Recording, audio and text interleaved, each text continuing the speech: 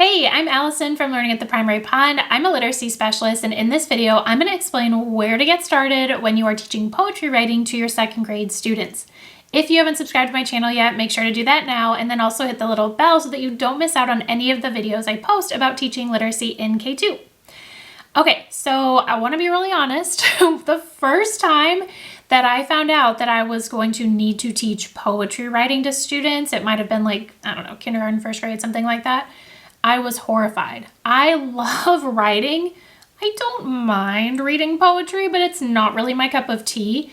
And I was like, I can't write poems. I'm not a huge poetry fan. How am I going to get my students to write poems when writing in general can be challenging for them? So at first I was super freaked out about it, to be honest, but I just learned to keep it simple. And that's exactly what I'm going to show you in this video is teaching poetry writing, even if you're like me, not a huge fan of poetry or writing poems yourself, you can keep it really simple and it can actually be fun. So I am curious, first of all, do you teach poetry writing at your grade level? Let me know in the comments, just, yes or no. And then also I'd be curious to know what grade level you teach. All right, so here's how I did it so that poetry writing was a lot more manageable and no longer seemed so scary for me and my students. So what I do now is I start a unit by reading aloud the kids several different poems. And it's nice if you can have them either under the document camera or up on the smartboard or somehow displayed so that the poems are large enough so that the kids can really look at how the text is arranged. And so I'm having them listen to the poems just to understand and enjoy them, but I also will have chart paper and I will title it things we notice about poetry. And then as we go through these poems, I just ask the kids, what do you notice? And they might notice things like poems are shorter than stories. Some have rhyming words.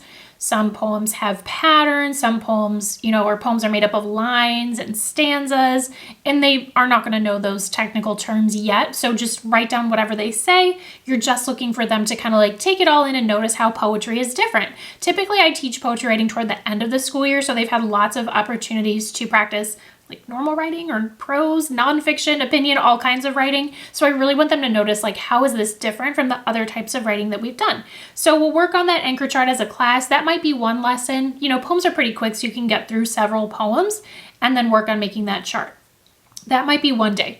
The next day, what I'm going to do is have them do a little bit of brainstorming. Now, they're not even writing any poems yet, but I just want them to think about possible topics that they could write poems about. And it's easier for kids to write about things that are important to them. So I have this little very simple organizer here. It could literally even work for kindergarten where they draw little pictures and it just says people, places, and things that are special and important to me. So I just have them come up with some things, and it could be their family members, a pet. It could be hobbies or activities that they do. They could write words or they could draw little pictures, but they're brainstorming different topics, okay?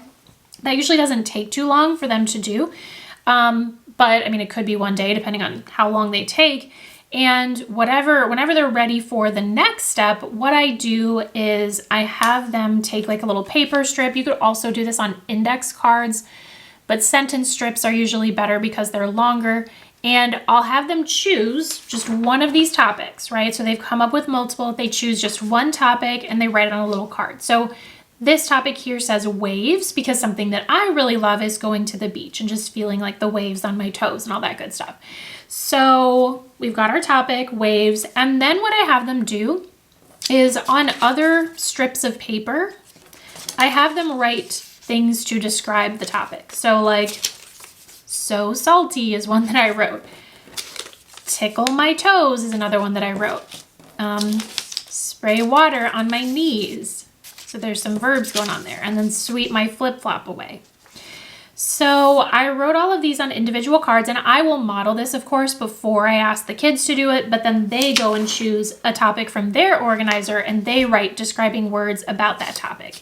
So once you have them on the individual little cards or strips, then what you can do is have them arrange them to make a poem. So the title of the topic goes up top, and then there's no rhyme or reason or rules to this. I just want them to start thinking about what sounds good when they reread it? Like, how does it flow best? And so I'll have them start putting the cards in some kind of order that makes sense to them, and boom, it's a poem.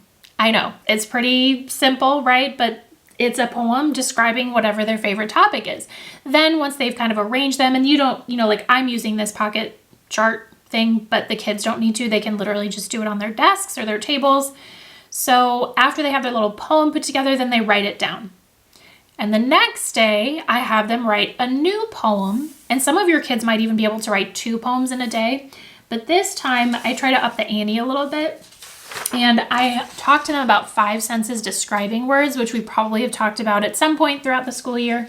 But like this time, they might write their topic, whether it's, I don't know, ice cream or whatever here, and looks like, whatever it looks like, sounds like, tastes like, smells like, feels like. And we can actually brainstorm some words as a class that would be good for describing taste, like sweet or salty or bitter, right? So I can give them some things to work with, but then it's their job to take a new topic and come up with these 5 senses describing words and phrases, and then use those to write their poem. You can, again, when they write their second poem, have them write their little phrases on strips, or you can just have them like write it as a poem, whatever you feel like is best for them. But it will really help if you, like, as a class, brainstorm some 5 senses describing words and then encourage them to use those in their poem. And very simple, right? But this is just a very basic descriptive poem.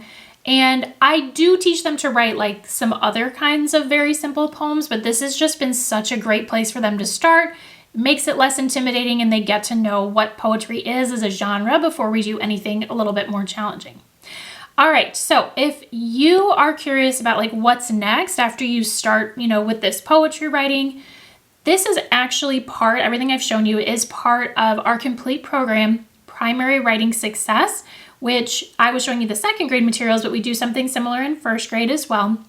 Primary Writing Success is available for kindergarten, 1st grade, and 2nd grade students. It gives you absolutely everything you need to teach writing, grammar, differentiate your instruction throughout the whole school year. So if you want access to a free week of Primary Writing Success, you can kind of check it out and see if this is something that would be helpful to your classroom or your grade level or even your school. I will include a link in the caption of this video.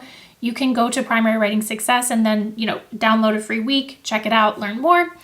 Thanks for watching. I hope this was helpful. Don't forget to hit the like button, subscribe, and I will see you in my next video.